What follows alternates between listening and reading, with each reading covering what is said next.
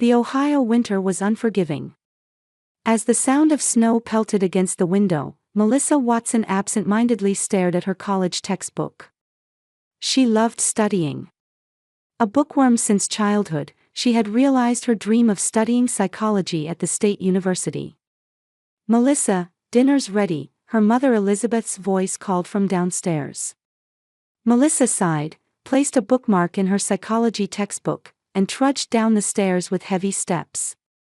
In the dining room, her father Edward was already reading the newspaper while her mother Elizabeth arranged the food. Family dinner time. For Melissa, however, it was becoming increasingly painful day by day. "Where's Catherine?" Melissa asked, and her mother answered with a smile.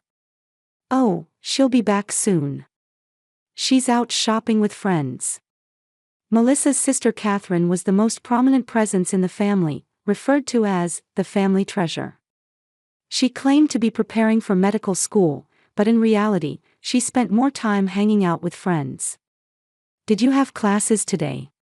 Father Edward asked, though his eyes never left the newspaper. He worked at a local insurance company, providing a modest but stable income for the family. "Yes, there was a special lecture on developmental psychology today. Professor Morrison." "Dad, listen to this." The front door swung open forcefully, and Catherine's jubilant voice echoed throughout the house. She rushed in carrying shopping bags in both hands, looking delighted. Melissa's words were cut short by her sister's arrival and disappeared into thin air. "Look what I bought today. It was on sale, unbelievably cheap." Catherine pulled a designer handbag out of her shopping bag to show her parents. It was clearly an expensive item, despite being described as unbelievably cheap. "That's lovely, Catherine," her mother said, her eyes crinkling with approval. "It suits you perfectly." Father finally looked up from his newspaper and smiled. "If our little gem is happy, then I'm happy too." Melissa silently began to eat. The item probably cost at least twice her weekly wages from the cafe. She planned to enter a master's program in clinical psychology after graduation and was working at a cafe on weekends to earn living expenses while focusing on her studies. She received little support from her parents and had to cover most of her tuition on her own. "By the way, Melissa," her mother turned to her. "When does your college program end?" "In another year," Melissa replied. "Then I plan to enter a master's program." "My goodness," her mother frowned. "You're still going to continue? Don't you think you're old enough to move out and be independent?" Melissa was at a loss for words. She was living at her parents' house to save money for tuition. She couldn't afford an apartment. "Melissa doesn't have a boyfriend because she's always studying," Catherine teased. "I could never live like that." "How are your preparations for medical school going, Catherine?" Melissa tried to change the subject. For a moment, a cloud passed over Catherine's face. "Well, I'm still preparing. I'm sure I'll get in next year." She had failed the university entrance exams several times since high school graduation. Yet her parents continued to support her fully. Catherine had an eye for designer brands, wanted luxury cars, and her parents spared no expense to fulfill her desires. After dinner, Melissa returned to her room and resumed studying. Her phone rang, and checking the screen, she saw a message from her grandfather Joseph. "How are you doing, Melissa? Let me know how you're getting along." Melissa smiled. Joseph was the kindest member of her family. Her grandmother Martha had passed away 5 years ago, and her grandfather lived far away in Florida. Her grandparents had once run a successful real estate business and had ample savings for their retirement. Melissa sent her grandfather a brief reply, promising to call him soon. Family conversations always revolved around Catherine, with Melissa's achievements and efforts rarely acknowledged. Still, she didn't give up on her path and continued her studies.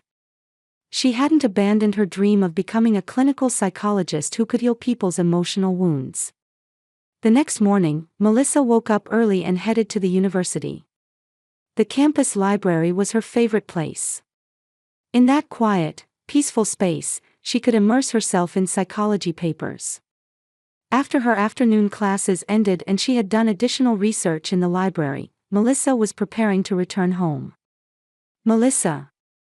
Turning around, she saw Professor Morrison waving to her. Professor Morrison was the most respected professor in the psychology department and one of the few people who highly valued Melissa's talent. I read your latest report. Brilliant insight.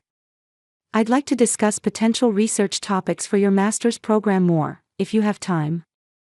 Yes, of course, Melissa's face lit up with a smile. An hour later, Melissa headed home with excitement about a new research idea. Professor Morrison had invited her to participate in a joint research project on trauma recovery. It could be a significant step toward her dream. When she arrived home, an unfamiliar luxury car was parked in front of the entrance. When she entered the living room, her parents and Catherine were sitting with serious expressions. Several documents were spread out on the table. Melissa, we need to talk. Sit down, her mother Elizabeth's voice sounded colder than usual. Melissa sat on the sofa, feeling anxious. Did something happen? Her father Edward cleared his throat, paused as if choosing his words, and then began. It's about Catherine. She has good news. Catherine appeared a bit nervous but puffed out her chest proudly. I got accepted to medical school. That's wonderful, Melissa genuinely congratulated her. Though her relationship with her sister was complicated, she didn't begrudge her success. But there's a problem, her mother continued. The tuition, it's going to cost more than we expected. Her father picked up the documents and showed them to Melissa. They detailed the medical school tuition and living expenses. Indeed, the amount was enormously high. We've been saving for Catherine's medical school, her father said gravely. But tuition costs have risen more than expected, and we won't have enough at this rate. Melissa tried to understand the situation. If there's anything I can do to help. There is, her mother interrupted. I'm sorry, but we want you to quit college and get a job. For a moment, Melissa couldn't believe her ears. What? Your sister's future is more important, her father said firmly. If she becomes a doctor, it will help the whole family. Your psychology studies are, well, more like a hobby, aren't they? A hobby? Melissa's voice trembled. I'm planning to become a clinical psychologist, to heal and support people with emotional wounds. And how much can you earn doing that? Catherine snickered. If I become a doctor, I can cure diseases. Aren't emotional issues just secondary? Catherine. Melissa raised her voice. Tears welled up in her eyes. Don't belittle my dream. Be realistic, Melissa, her mother said harshly. As a family, we should prioritize Catherine's medical school. You can always go back to school later. Later? I'm just 1 year away from graduating.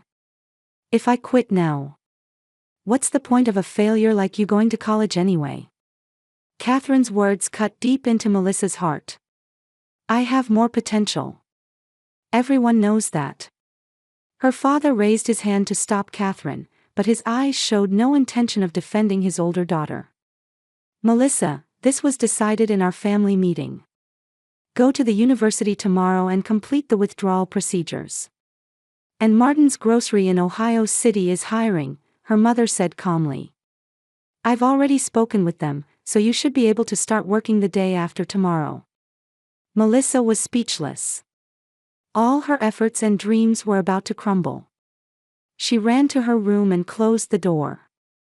Burying her face in her pillow, she cried silently. The next morning, Melissa headed to the university with heavy steps.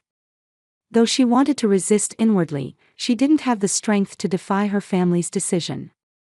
As she submitted her withdrawal form at the administration office, she cried again. What happened, Ms. Watson? Janet, the office clerk, asked with concern. You're one of our top students. It's family circumstances, Melissa choked on her words. As she left the university, she coincidentally met Professor Morrison. The professor immediately sensed something was wrong when he saw her red eyes and exhausted expression. "You've withdrawn?" the professor asked with an incredulous expression. Melissa nodded silently. "May I ask why?" She explained the situation. Anger flashed across the professor's face. "That's unjust. You have remarkable talent. To give up like this." "I have no choice," Melissa's shoulders slumped. Professor Morrison placed a hand on her shoulder and handed her a business card. "If anything happens, please contact me anytime. Losing a student like you is truly regrettable." Melissa accepted the card with gratitude. It felt like a thin thread connecting her to her dream. From that day on, Melissa's life transformed completely. Every night when she returned home exhausted, she was greeted by Catherine's stories of success in medical school or boasts about new purchases. "Give me some money for this month too." One evening, Catherine entered Melissa's room and said, "I just gave you some last week," Melissa replied in a tired voice. "It's not enough. I need new textbooks, and I want to go on a weekend trip with friends too." Melissa silently took out several bills from her wallet. Most of her salary was handed over to her family and used for Catherine's medical school tuition and living expenses. She had almost no savings for herself. Several months passed, and Melissa felt her dreams slipping further away. Her former peers were graduating and starting their own paths. She had lost the opportunity to join Professor Morrison's joint research project. One day, Melissa learned that her parents had purchased a new luxury car for Catherine. She couldn't help but wonder. The amount was far more than her salary could cover. The March rain washed away the last remnants of the Ohio winter. Still wearing her cashier uniform, Melissa exited the supermarket carrying grocery bags. Having just finished her shift, her legs felt as heavy as lead. On her way home, she stopped at a coffee shop to shelter from the rain. It was a place with a view of the university campus where she had once studied. Looking out the window, Melissa was reminded of how much her life had changed. Just a few months ago, she had been eagerly reading textbooks and preparing for exams in this very shop. Now she stood at a supermarket checkout all day and handed most of her salary over to her sister. "One black coffee, please." She ordered at the counter and sat at a small table. Glancing at her cell phone, she noticed a missed call from an unfamiliar number. Though she was tired and tempted to ignore it, she thought it might be important and answered the call. "Melissa. Finally got through to you." The voice on the other end was a familiar, cherished one. "Grandpa." Melissa exclaimed. "Grandpa Joseph?" "Yes, it's me, granddaughter." Her grandfather Joseph's voice was warm. "It's been a while. I'm calling from my new Florida number. My old phone broke." "Grandpa." Melissa teared up with joy.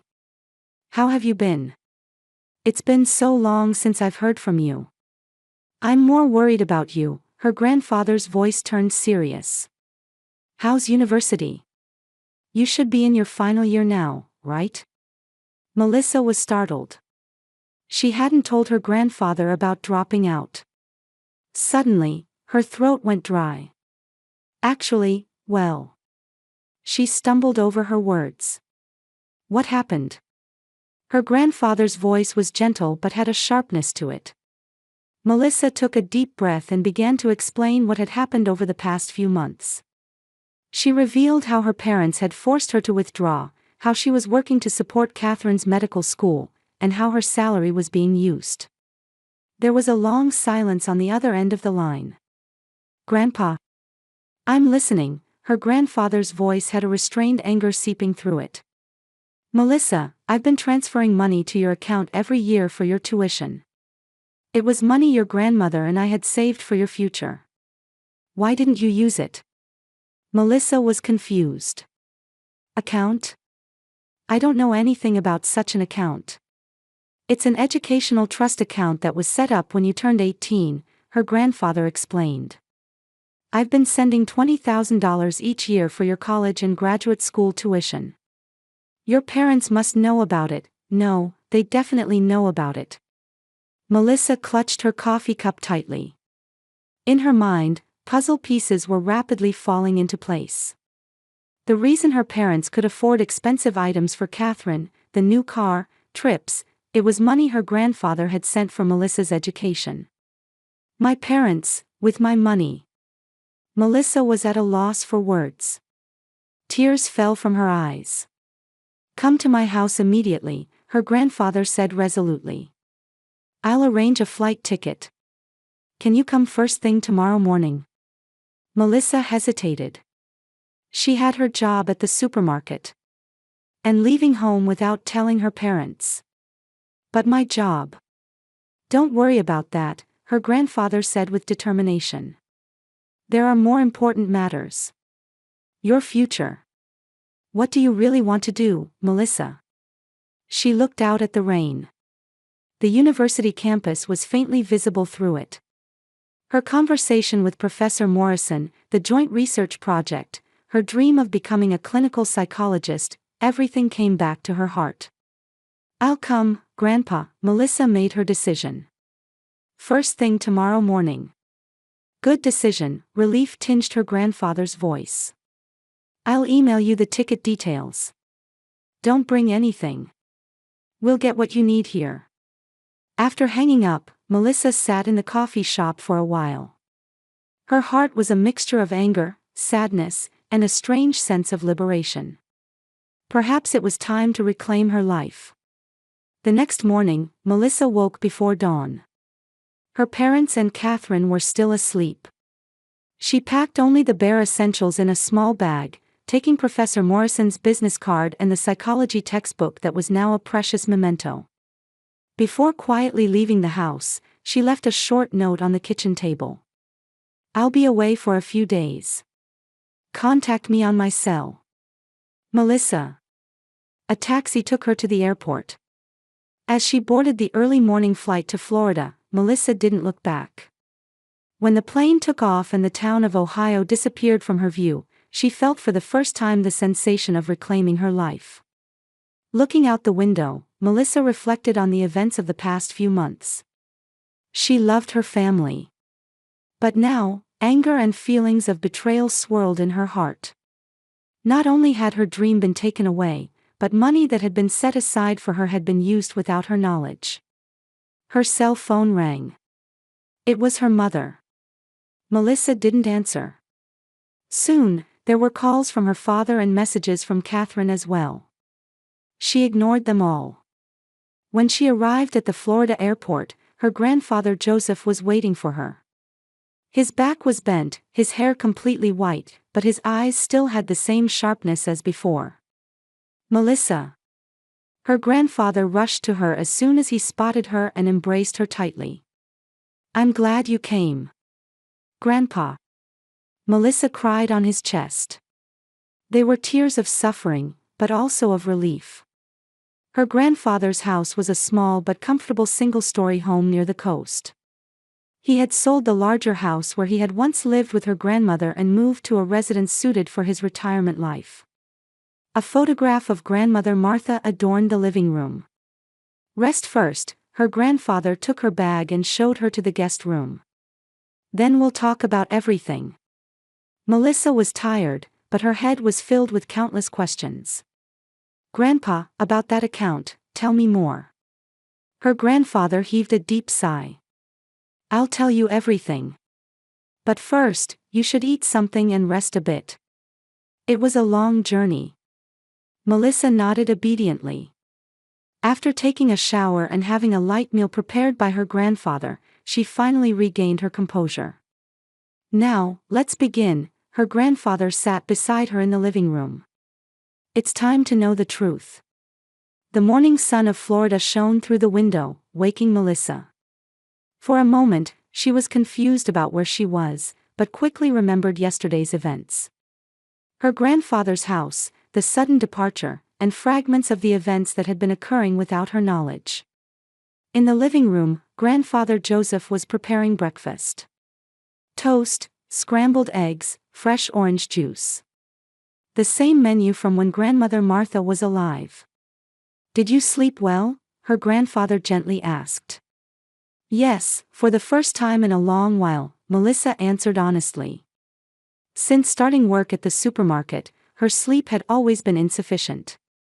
After breakfast, her grandfather led her to his study. The small room had documents neatly stored, reflecting her grandfather's meticulous personality. He took a thick file from a drawer and placed it on the table. "This is everything," her grandfather said quietly. "The documents related to your educational trust." Melissa opened the file with nervous hands. It contained bank statements spanning several years. The records clearly showed that $20,000 had been deposited annually for the past 4 years into an account bearing her name. A total of $80,000. It was enough to cover her college tuition and provide sufficient funds for her to pursue a master's degree. "I was never told about any of this," Melissa said in a trembling voice. "Before your grandmother passed away, we set aside savings for our grandchildren's education," her grandfather explained sadly. "We sent the same amount to Catherine as well. We notified your parents of the transfer every year." Father and mother, they hid this fact from me, anger welled up inside Melissa. Her grandfather nodded. "It seems that way. I live far away and only called a few times a year, so I didn't know the details of the situation. I thought you were still attending university." "I was, until recently," Melissa gave a bitter smile. "But I was forced by my parents to drop out. They said they needed the money for Catherine's medical school tuition." Anger colored her grandfather's face. "That's absurd. I had provided enough money for both of your educations." "I guess my money was also being used for Catherine," Melissa said sadly. "The new car, luxury brand items, it was all my money." Her grandfather stood up and reached for the phone. "Let's call a lawyer. This is clearly embezzlement." An hour later, a white-haired lawyer named Andrew Clark visited her grandfather's house. An old friend of her grandfather's, he was a trustworthy legal expert. After listening to the situation, Andrew examined the documents with a serious expression. "This is definitely embezzlement," Andrew said severely. "Unauthorized withdrawals from Melissa's account constitute a criminal act. We can take legal action. Report them to the police." Melissa was disturbed. Though angry at her parents, she hesitated at the thought of criminally charging them. "Let's talk to them first," Andrew calmly suggested. "Confront them with the facts and demand proper compensation. If they don't comply, then we'll take legal measures." "I'll call them right now," her grandfather said with determination. Melissa sat beside her grandfather as he called her parents. Through the speakerphone, her father Edward's surprised voice could be heard. "Joseph? What's happening? Melissa has gone missing." "Edward, Melissa is at my house now," her grandfather's voice was ice cold. "Can you explain about her educational trust?" Silence continued on the other end of the phone. That. Edward stuttered. "I was just borrowing it temporarily." "Borrowing? Over $80,000, her grandfather raised his voice. "You made Melissa quit university, forced her to work, and all the while you were misappropriating her tuition money." "There were circumstances, Joseph," Edward tried to explain. "Catherine's medical school." "I don't want to hear it," her grandfather interrupted. "Have you no remorse for stealing your granddaughter's future?" Melissa's mother Elizabeth also came on the line. "But it was for the good of the whole family. Catherine's medical school was the top priority." "Top priority," her grandfather was trembling with anger. "What about Melissa? What about her dreams?" "You know, Grandpa," Catherine's voice came through the phone. "I have value. More than Melissa." "Be quiet, Catherine," her grandfather's voice was stern. "Do you realize how selfish you are? Lawyer Andrew leaned forward and said into the phone, "Mr. and Mrs. Watson, I am Andrew Clark, Joseph's lawyer. Tomorrow, we will come to Ohio. Let's discuss the legal aspects of the misappropriation from Melissa's educational trust." "A lawyer?" Edward's voice went up an octave. "There's no need to go that far, it's a family matter." "This is a crime," Andrew said calmly. "Let's meet at your home tomorrow at 2 p.m. Please have all relevant documents ready." After the call ended, Melissa covered her face with trembling hands. Though they had successfully confronted the facts, her relationship with her family might have been irreparably damaged. "Are you ready?" Her grandfather placed his hand on her shoulder. "Tomorrow will be a challenging day." "Yes, I'm prepared," Melissa took a deep breath. "To reclaim my life." The next day, Melissa, her grandfather, and lawyer Andrew visited her family home in Ohio. The meeting began in the living room, filled with tension. Her parents sat with pale faces, and Catherine was visibly anxious. Andrew spread the evidence of embezzlement on the table. "These documents record the funds improperly withdrawn from Melissa's educational trust. They total $82,000. We were going to pay it back," her mother said weakly. "When?" Melissa asked quietly but forcefully. "After taking away my dream, when were you planning to return it?" "If you consider your sister," her father began. "What about me?" Melissa's voice rose slightly. "I'm a person too. I have my own dreams and goals. Why did my future have to be sacrificed?" "Melissa has two options," Andrew said calmly. "File criminal charges, or settle on the following conditions." He took out a document. It stipulated full restitution of the embezzled amount, a guarantee for Melissa's college and graduate school tuition, and funds for her new residence. "This is too harsh," her father frowned. "It's not harsh," her grandfather said. "Rather, it's too lenient. If Melissa files criminal charges, you could potentially go to prison." Silence dominated the room. Eventually, her parents and Catherine signed the settlement agreement. They admitted their wrongdoing and agreed to return all the money. Furthermore, Catherine would have to cover her medical school tuition with scholarships and loans from now on. "From now on, you'll have to stand on your own feet, Catherine," Melissa told her sister. "That's also an important life lesson." For the first time, Catherine looked at Melissa without arrogance. There was confusion and a hint of remorse in her expression. Melissa looked at her parents. "I don't think you don't love me. But you misjudged my worth. From now on, I'm going to walk my own path." When leaving the house, Melissa didn't look back. As she got into the car with her grandfather, her heart was a mixture of sadness and a sense of liberation.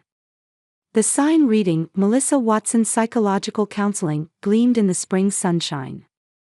Cherry blossoms in full bloom swayed in the breeze in the park visible from the office window.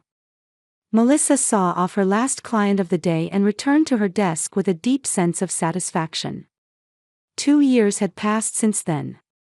With her grandfather's support, she had returned to university and earned her master's degree in clinical psychology. Now she had opened her own counseling office, focusing particularly on supporting young people who had experienced trauma. Her own experiences had become a strength that allowed her to empathize with others' pain. "May I knock?" Grandfather Joseph's voice came from beyond the door. Since that day 2 years ago, her grandfather had moved nearby to watch over her new life. "Grandpa, please come in."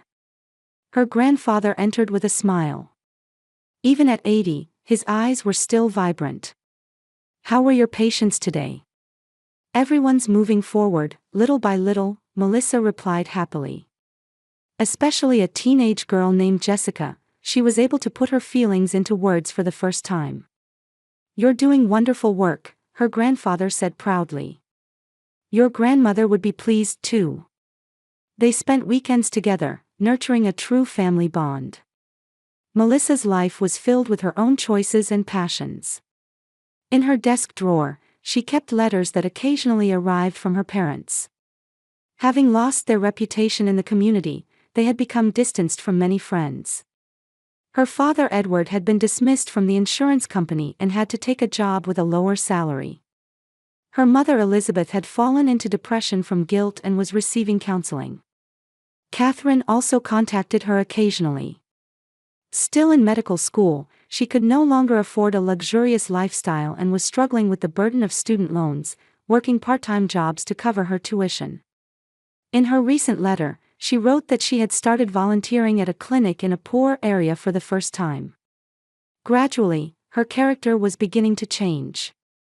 "Have you forgiven them?" her grandfather asked one day, and Melissa answered while gazing out the window. "I haven't completely forgiven them yet. But I've stopped hating them. That was a choice I made for myself." She had overcome her past pain and was living a meaningful life with her new family, her grandfather and the young people she supported. Occasionally, she kept in touch with Professor Morrison and sometimes gave lectures at the university.